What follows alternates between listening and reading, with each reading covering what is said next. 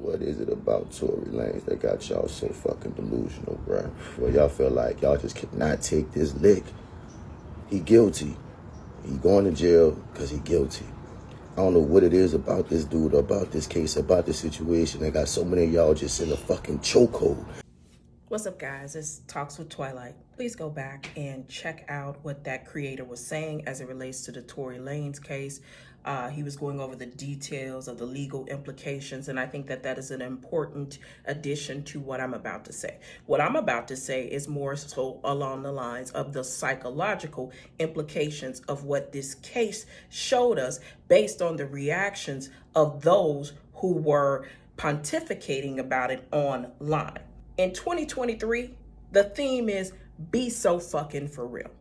Because we really need to get real about some of the divisive behaviors and the destructive behaviors that are being done online. And it is very harmful, especially with regard to the Black community. Black men, we need to have a talk, a real talk. Now, initially, I did not have anything to say about this case. When I would see the vitriol towards Meg online from men, especially Black men, saying that she was lying, I left it alone.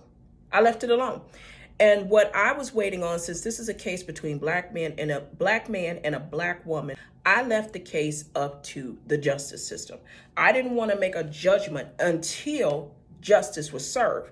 But clearly, that was not the agenda of others who were making judgments before justice was served. So, okay, you made your judgments, boom. Now that the verdict has been handed out, I'm still seeing all kinds of temper tantrums, cognitive dissonance, disrespect, and vindication of Tory. And what's funny is most of you guys out there that are so in support of Tory, you couldn't even name 3 of his damn songs, right? But you're so in support of the guy. You so care about him. That's caps. That's caps. Be so fucking for real. I'm gonna tell you 2 things that I learned from this case. The first thing is that the Black man has pitted himself as an eternal victim. He is a victim to the justice system, whereby the justice system is brutal and cruel to him.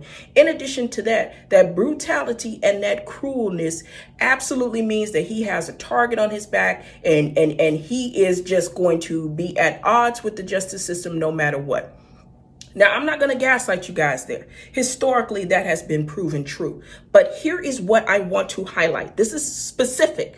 I want to highlight the fact that these men are using their tragedy to be awful fucking human beings, to terrorize Black women, to terrorize the community.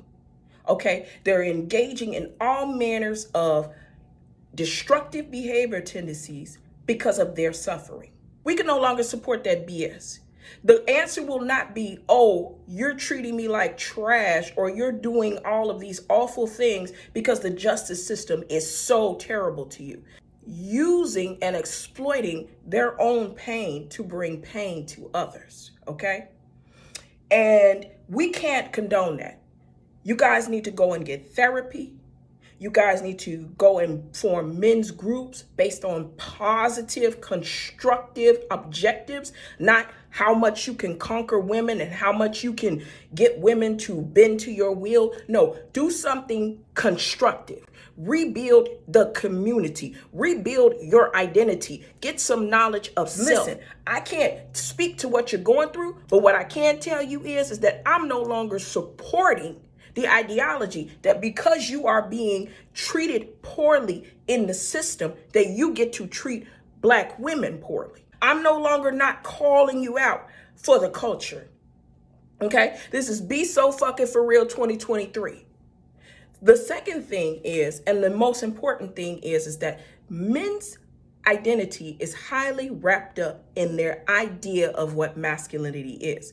They never sit and ask the question where their idea of masculinity came from. You can tell that they have gained and garnered their masculine identity from the colonizer.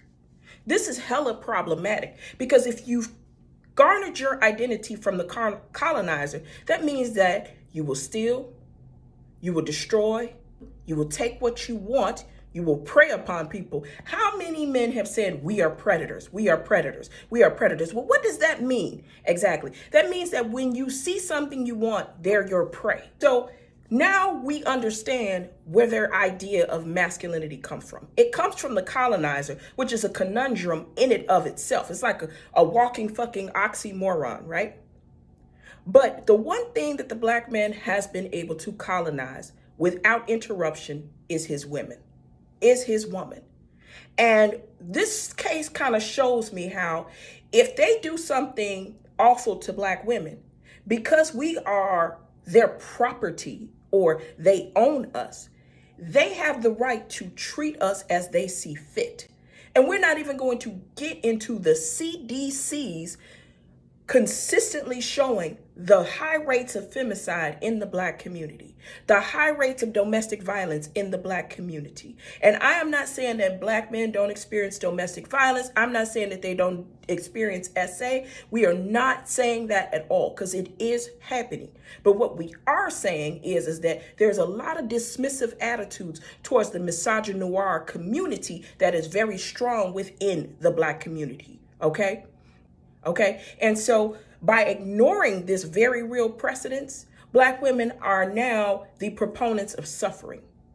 And then with these stats, these numbers, this reactive, ridiculous, cognitive dissonance-like behavior that has happened in light of the Megan The Stallion case, they still have the audacity to ask us why we don't want to be under their leadership. This is the reason for the great divestiture, because some of you need to be lobotomized. You need your fucking heads checked.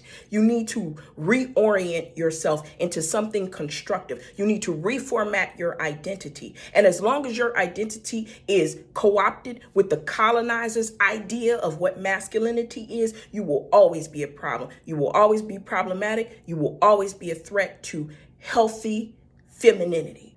So y'all need to be so fucking for real in 2023. You showed your asses when it came to this Tory Lanez situation. You showed us how much vitriol you have towards the black woman, and you showed us and admitted it to the world. And when we tell you we don't even want to be around you because of all of the negativity that you spew, you're shocked and appalled and you can't believe it. Be so fucking for real.